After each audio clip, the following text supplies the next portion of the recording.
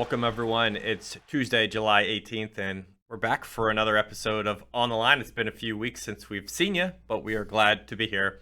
I'm Corey Mull here with Olivia Ekbenet and Ashley Tishins, and today we are gearing up for the AAU Junior Olympic Games slated for July 29th to August 5th at Drake Stadium in Des Moines, Iowa this year. Really excited to head back to Iowa. Last time they were there, 2018. 8 days of madness, over 10,000 athletes, all live on FlowTrack. Let's begin with the show today. We're coming off a few competitive last few weeks, just in track and field in general. USA Outdoors, USA U20s. Many of today's track and field stars that we will be seeing at AAU and just saw at USA's began their career at the AAU Junior Olympic Games and will be representing either the U.S. teams all over the country, all over the world, Budapest, Puerto Rico, you name it, they're going to be there. But we're going to talk about some of those stars that started at AAU and what we feel about it. So, Olivia, let's start with you. Well, I'm going to start with a star that we have all grown to love over the last year. I'm talking about Tenoda Matsatsa from Potomac, Maryland, from my neck of the woods. And the crazy thing is he only competed at the AAU Junior Olympic Games one time, and that was in 2002 when he became the champion in 1:49.87. But since that moment, without a doubt, this guy just continued to excel. He broke 4 minutes in the mile, clocked the number 8 all-time 800-meter performance in the spring, became the New Balance indoor and outdoor champion in the 800 meters. And all of those little moments, all of those titles that he won, every single race led to that moment where he grabbed the victory at the USA Track and Field U20 Championships. You guys, 149 to a 147.76 in 1 year is pretty solid effort, and that was his second sub 148 performance of the season. So Tenoda, we're just looking forward to seeing what he does, and he's going to be going to Georgetown in the fall as well. So he's going to get one more race underneath his belt before he takes on that next step in his career. I remember seeing him last year in the tent after that 149, and he was just like, "Oh, interesting. Yeah, I did that. I did that. Yeah." But he is a former soccer player. Obviously, was doubling up in multiple sports. Do you think AAU made him realize what he should be doing long term? I think it did. And I think for a lot of athletes, they're kind of in that similar boat, especially just being able to say you were a national champion at the Junior Olympic Games. I think that kind of put it in his back pocket that he's like, you know what? I might have something in this sport. And I feel like a lot of athletes can attest to that as well. He certainly did. Ashley, how about you? Sticking on that same subject of athletes who maybe had a breakthrough last year at AAU, I want to talk about Jamesia Ford. She was third in the 400 at USA U20s and was selected for the relay pool. She clocked 51.77 for US number 11 all time. That was a big performance for her. I believe that was her first sub 52 second 400 meter in her career. But I vividly remember her racing last year at the 2022 AAU Junior Olympics. She set an AAU national record for the 17-18-year-old age group in the 400 of 52.41. And she also won the 200 there for that age group as well. And she's been competing at the AAU level for quite some time. I was looking at her profile. I've seen results from AAU all the way back to 2019, and she was just beginning high school. So she's one that's been used to that, and she really made her mark there. And now she's going to the Pan American Games very soon. Good stuff there. On my end, I'm actually going to dial it back all the way to 2016, and that's where Tamara Clark starred at the AAU Games. They were at Houston back in 2016, and she was out of North Carolina, High Point Central, very, very good sprinter, would end up finishing second in the 100 at AAU in 11.66 and first in 200 in 23.58. That finished off 2 years of AAU for her. Would ultimately go to Alabama, where she would become a star, and later she turns pro. Obviously, this year she's coming off a wonderful outing at the U.S. Outdoor Championships, fourth in the 110.99 seconds. So it puts her in, essentially, ideally the relay pool. Not verified yet, but we're assuming Tamara Clark is headed to Budapest for the relay pool. And to see someone transition like her 6 years ago, what was that, 6 years ago, 7 years ago at AU to now, I think is really the transformation that we like to see from all these athletes. I mean, it's not always guaranteed that you will take your high school experience into college and then into the pros and then will have international success. So to see all of that kind of forward on is really, really great to see. Is there anything to that you all want to add with Tamara Clark? Shoot, I remember when Tamara Clark, I think she was in high school and I was in high school, and I remember seeing her run really well, and just to see her progress, especially, I think that AAU, it can help develop athletes, like you said. Yeah, I totally agree with what both of you guys are saying. I feel like AAU Junior Olympic Games is such a great starting point to see the stars that are the future of track and field. And the list goes on of so many Olympians and world-class athletes that started at the games, and Tamara Clark is just now part of that list. Yeah, and a lot of those names aren't like the, I think, spotlight or like the prime time athletes, but then kind of making that transition. And Anavia Battle's another one that comes to mind too. Last one I want to mention here is we all know Arian Knighton from Tampa Hillsborough. He actually ran his first major competition, AAU Junior Olympic Games, in 2019, won the 221.15 seconds. But most people don't remember, that year was his first year really outright in track. He finished fifth in the outdoor state finals in Florida. 22:02 is what he ran at states that year as a sophomore. So Arian wasn't amazing right away. It took some time. Obviously, the success he had at AU definitely did wonders for him, because the next year after, he went 20.33 and really just started to blossom after that. So Arian Knighton got his start at AU. Good to see there. Let's move on to our next topic. There's a lot of athletes every year that we see that have breakthrough moments. Which athlete do we feel can be a breakout star at this year's games? Ashley, let's push it to you. I'm going to focus on an athlete that I've had my eye on since the beginning of even the cross-country season, and she's going to be a rising sophomore next year in high school, and that is Charlize Trinity McKenzie out of Cedarburg in Wisconsin. And she was one of the top freshman middle distance athletes in the country this year. She just is coming off of a 2:08.61, huge PR in the 800 there, where she finished third at the U20 championships, just like 10 days ago. She's also gone sub 57 in the 400 and 9:58 for the 3K. So that's, quite some range there, 2:08 to 9:58. She can kind of do it all. And she won the 14-year-old 1500 meter last year at the AAU Junior Olympics, and she clocked 4:36 for that win. However, she won't be trying to defend her title in the 15 this year. She's going to be focusing on the 800 3K double, which is a very interesting double, but we could definitely see her, I think, at the AAU Junior Olympics, not only show off that speed that she's already proven that she has, but then also ramp it up at the higher distances and potentially grab 2 wins here this weekend. Why do you say 800 3K is an interesting double?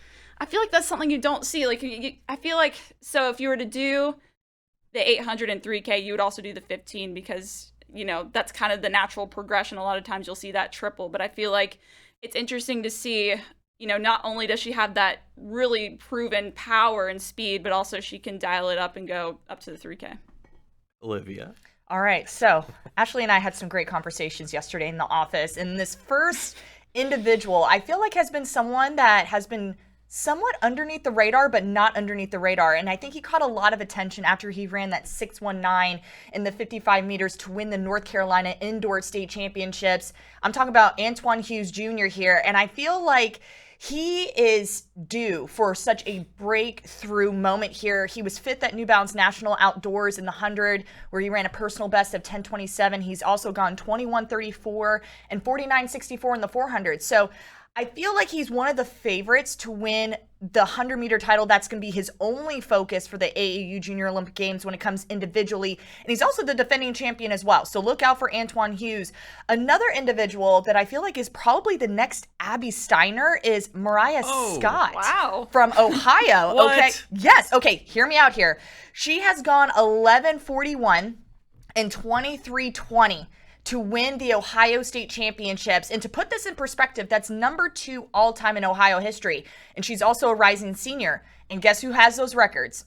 I just mentioned her name, Abby Steiner. Abby Steiner actually went 11:38 and 22:73. And so the fact that Mariah Scott is right there knocking at the doors for those times, I feel like Mariah Scott, and especially just knowing she is coming up as an individual, she can be someone to look out for in the future. So last year she was 7th in the 200 with a 24:73. this year she has a chance to grab gold and also double in the sprint. So those are my two individuals that I have my eyes out for as breakthrough stars this year. The next Abby Steiner. I'm calling it right I now. I like that, though. I'm on like tape right now. I'm kinda, calling it. I kind of like knocking at the door of Abby Steiner. I'm not ready to put her. But knocking at the door, it's right there. Yeah, yeah. You know? No, she definitely was in Ohio, really won everything this year. You marked it a couple times now with her. So good pick there. I'm going to toss it to Jazante Levin of Seaford, Ooh, Delaware. I like that pick. We saw him at trials, didn't we? We saw him at Yes, U20s, yeah. He, came out and much like a couple other guys like Tyler Escano, Levon really, really stood out. The only question is really what his plan is, because he didn't get in the top two in either the 100 or the 200, but he is in the relay pool for the 100. Ideally, he finished 5th there in the 100, and he was 3rd in the 200. So I think he could be an option for that U.S. U20 team in Puerto Rico. But at the Region 3 National Qualifier for AAU, he ran 10.47 and 20.61, which were flying. 20.61 is his career best in 200. He was flying.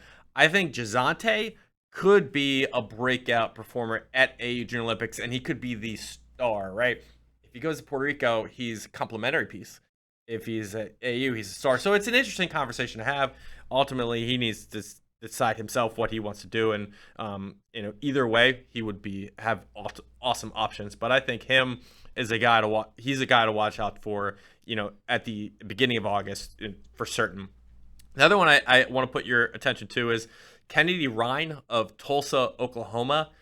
She dominated her Region 16 meet in June, won the 800, 1500, 3K, and the 2K steeplechase out of Oklahoma. Obviously, as I just said, I think she's very, very talented, versatile. But the steeplechase is where I think she could make some big dents into the leaderboard. I mean, she's number 32 right now in the U.S. If she could break 7 minutes in the 2K steeplechase, she could go top 20 this year. So Kennedy Ryan is an athlete for me that we should watch out for at AAU. All right, next subject. AAU has a history of defending champions returning to the competition year after year.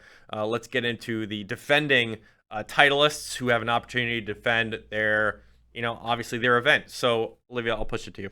Yes, I want to talk about Ayanna Webb of Harlan High School out here in Texas, and she's going to be competing in the long jump and triple jump. The rising senior last year was the only girl to leap over 40 feet, and now as the New Balance National Outdoor Triple Jump Champion, she has a shot to defend that title and also improve on her 3rd place finish in that long jump. So she set new personal best of 19.5 and a half at the South Texas District Qualifier, so right just in time for AAU Junior Olympic Games, and she's also jumped 41 feet 8.5 inches for a new season best. Now, you can also check her out in the pit, but she's also going to be competing in the hurdles as well, so look out for her in the 100 and the 400 meter hurdles. She ran 63.74 in that 400 meter hurdles and improved 5 seconds since last season, so she's also another individual that can have a breakthrough moment. But check her out in the hurdles as well as the long jump and triple jump pits. Ashley, who do you have in mind? All right, I'm going to throw it to the pole vault, and I want to talk about Isaiah Whitaker. He'll be in the 15 to 16-year-old pole vault, and last year at the Junior Olympics, he not only won the 14-year-old pole vault and break a 35-year-old national record for that age group, but he broke a world record for his age group. He vaulted 16.2, as you can see right there from that picture. And, now he's a rising sophomore at Bloomington Central Catholic in Illinois. And this season alone, he's vaulted 16.11, just over 16.11, which came in the AAU qualifying rounds leading up to these Junior Olympics that we're about to contest. And so he'll move up in the age group, but I think, he's solidly going to be a favorite here. He's the only athlete who's vaulted over 15 feet this season in that age group. So, maybe we could see something even bigger, maybe 17 feet potentially. That would put him in elite territory, yeah, especially for his age. Good stuff there. I'm going to mention Skylar Franklin of Western High School in Florida, coached by Gary Evans. I saw Gary at USA's, and I said, "Hey, what's up, man? I haven't seen you in a while. How are you doing?" And he said, "Hey," and I go, "Any athletes, to be looking out for? I know you coach pros, but are there any young athletes that, we should be watching?" And he's like, "Skylar Franklin." It's like, oh, I'm you know Team what? Skylar You know what? Franklin for Yes, sure. Skylar Yes. Franklin. Yes. So the sprinter from Western, I think we're obviously going to look out for here. She won the 200, 400 double in 2022, 24:08, and I think she went under 55. She's going to look to repeat in those two events here in 2023. I believe she's part of that debut Nike Elite class, energetic, full of charisma, really young, talented athlete with a lot of potential. So Skylar Franklin, one to watch here in AU. And then my other one, I know we're getting to it later, but Patricio! Pardo! But that's Maryland. 12 years old, right? I think he's still 11. Well, he was 11 college, last year though. He ran the 11 category last year. children 12. Okay, children 12. So 1,500 meters, 3K races. He ran a 1,500 meter PR recently at 4:38, and obviously Patricio has gone viral on TikTok. Literally. Twitter now, and I think Ashley, Instagram too. Yes, Like he's yes. Patricio. blowing up everywhere. Anyway, that was the 3K race where he's going viral from his efforts last year. So Patricio, we'll talk about him more later, but I think he's the guy who could break out at the young class. Let's go next to the returner at the AAU Junior Olympic Games that we're most looking forward to watching compete this year. Ashley. Well, I think all three of us remember this guy very well, especially being in Texas, but I'm really excited to see Kendrick Jones Jr. return to the AAU Junior Olympics. He is a Lake Belt and rising sophomore, but last year he absolutely lit up the AAU Junior Olympics. He set a 14-year-old national record in both the 200 and the long jump. In the 200, he ran 21:25. I believe that was in the prelims, and then for the long jump, he went 23:3 1/4. And so, that was him just going into his freshman year. And then since then, he won a UAL Texas Class 5A state title in the 200, and he took 4th in the 100. So he won't be doing the long jump this year. He's going to be focusing on that 100, 200 double that he's done consistently throughout his high school season. And so I'll be curious to see how he competes now against the older talent. So he'll be in the 15 to 16-year-old age group, and I'm really excited to see what he can do. Kendrick Jones, watched him at the Texas State meet. Very good talent to watch out for. Olivia. Yes. Evelyn Bliss here from Union, Allegheny, Clarion Valley in Pennsylvania. She's just had a remarkable season in the javelin. Now, just to take this in consideration too, she is listed for AU, but just in case she decides to forego competing at the U20 championships, this girl has launched a 169.11 at the USA Track and Field U20 championships, and it was just off of her season best. No one was able to match that, so she won the competition by 2 feet, and just earlier this season, she threw 170 feet, 2 inches to be U.S. number 2 and Pennsylvania number 3 all time.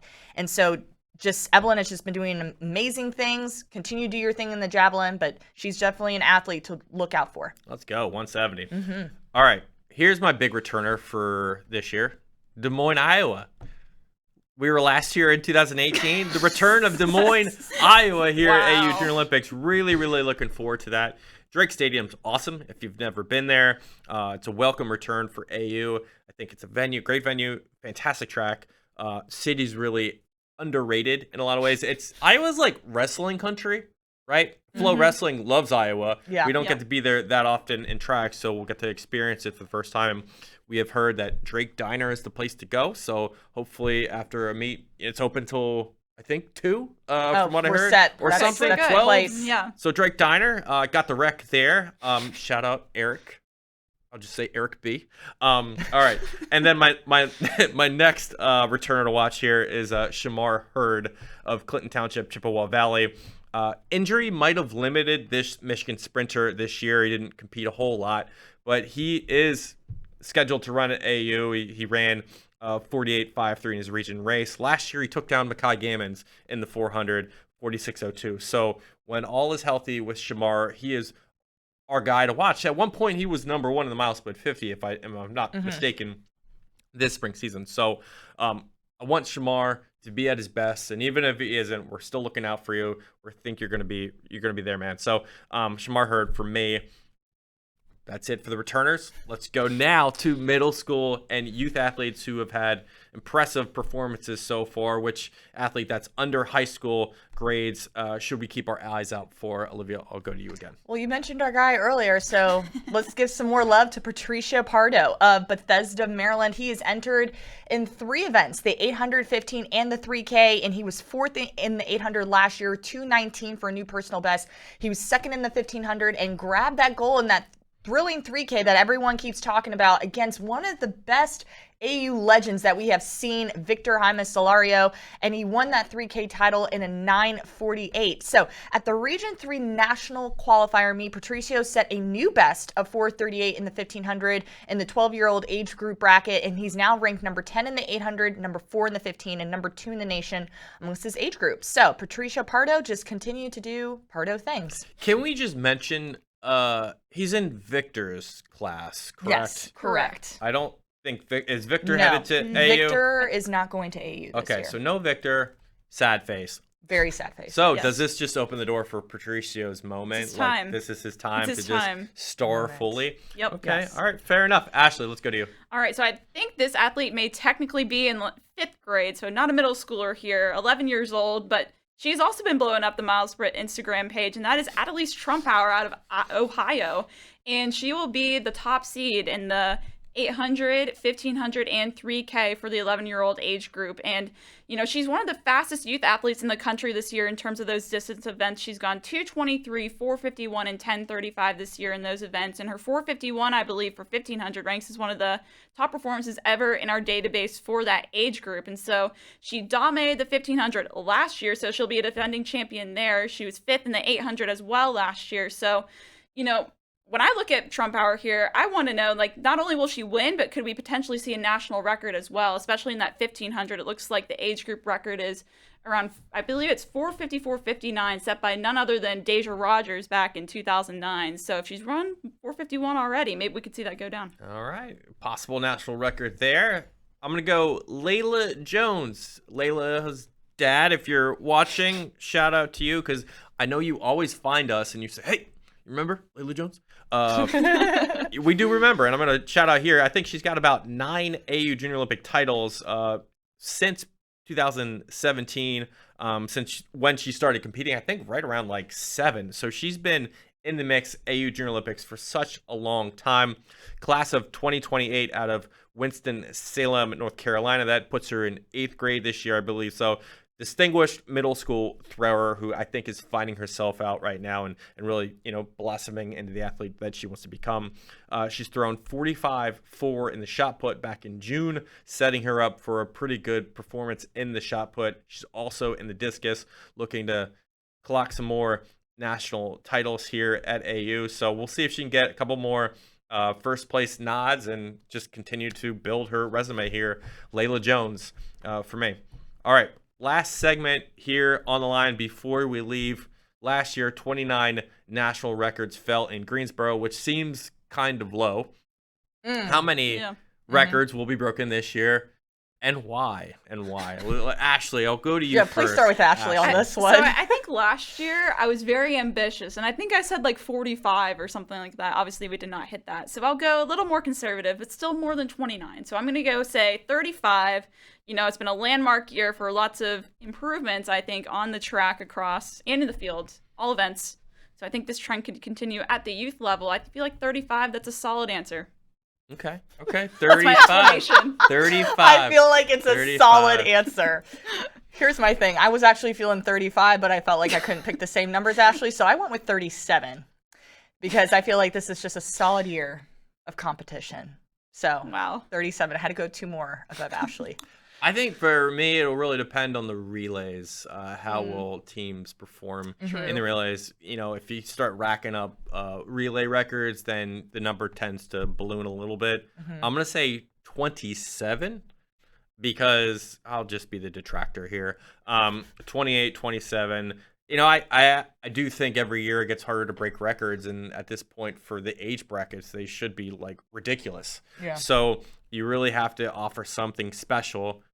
Although, given that we do have new tech, we have shoes. Yeah, see, that's have that's kind of trash. my explanation here. Why we'll see. Yeah, more. I could see it a little Yeah. bit. And another thing to keep in perspective too, it's like a world year, so that too. It's the AAU Junior Olympic Games. No, I understand that. No, I understand that. No, I get it. So I'm just like, I don't know. I feel like there's just a whole bunch of splitting during this time. Splitting. Okay. Yeah, during this time. I think we could see some very special performances here. I mean, Des Moines is special, and it's right in the middle of the country, too. Yes, so I love hopefully that too. we get a decent amount of athletes that go for big things. Every year we get over 10K on the tracks and in the field. So we are raring up to go in Des Moines. In a couple of weeks, we will be there. Next week's show will also be all AAU before we head out entirely. So get ready for just an onslaught of AAU coverage. Ladies, anything else before we leave? Yes, as a matter of fact, we have one more We thing. have one Okay. thing, Corey. All right, So go Corey, ahead. you missed out yesterday, but Okay. Ashley and I have started the pre and post show with Ashley and Liv Okay. because of Bermuda. So Ashley has her cookie. Oh, I gosh. have my cookie. Oh, gosh. What is this? So let's explain So- what pre and post is. Yes, Ashley, for why don't the you audience. explain for the so audience? Basically, we have this segment called pre and post where we take a dessert and we say, would we eat this before race or post race? There you go. So we did this on Oh. Bermuda. Wow. So Corey, you and I can split this. I already know what this cookie tastes like, but So this is a decadent cowboy cookie. yes. All right, Ashley, So I need to eat this and you need to eat it. Interesting. Interesting segment here. I already know my answer. This could be pre. Free, exactly. So It's pre-cookie. light. Good. It's Chocolatey? You know, you got some grains in here. You What get are like we a granola doing? bar. What It's is pre and this? post. Oh, my This goodness. is our show. Okay. Wow. All right. Well, Literally to end the show, 30 can ending seconds sign the off. show with some cookie edibles, good stuff here from MileSplit. We will be back next Tuesday with another AAU show. Thank you for watching, and we'll see you soon. See you.